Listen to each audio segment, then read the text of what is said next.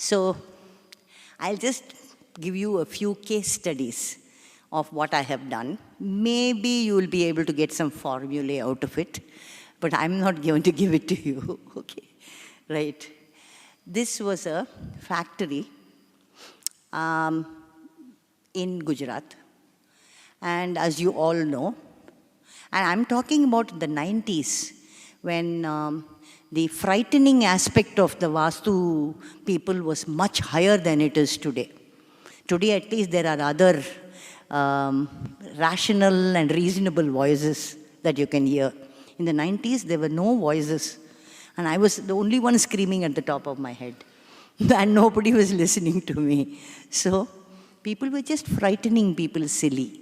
So this was a very, very powerful and wealthy group in Gujarat who were making, who were generating electricity from various sources.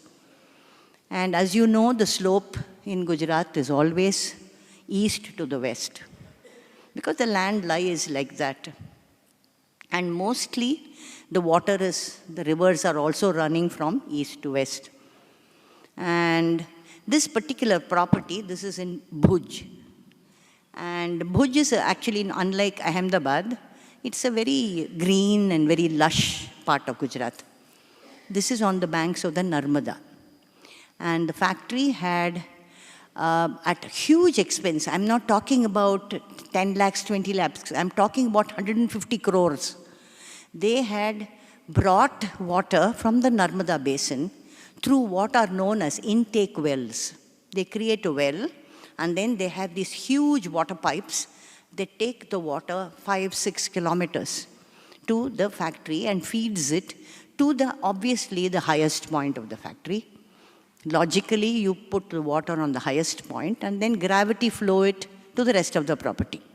And their highest point was the southeast, right? And then the property was sloping towards the northwest. And at the northwest corner was the Nala, where the rainwater catchment was coming in. All the waters were flowing that side. This was the natural declivity of the land. And we are talking about 15, 20 acres of the land. So when I went there, they had already taken their loans, their foreign partners had come in, designs were ready, nothing was moving. They were in panic because huge amounts of money had been invested. So this was my first attempt at working with the minds of people. So I sat down and I told them, look, there is absolutely nothing wrong when the land is actually sloping in this manner and you are using the slopes effectively for your work. All you need to do is to energize the space. So I got them to do a small puja in the Brahmasthana of that factory.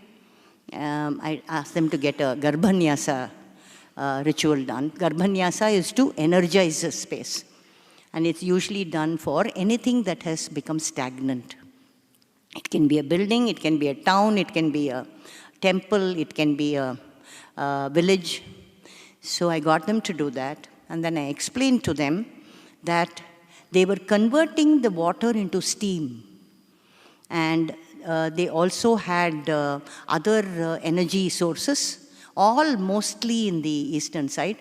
And all of them were going to be converted into energy, which was going to move the turbines, and then they were going to take it into the grid. I just told them, your water here is a source of energy. It is steam. They started moving. I didn't have to do anything.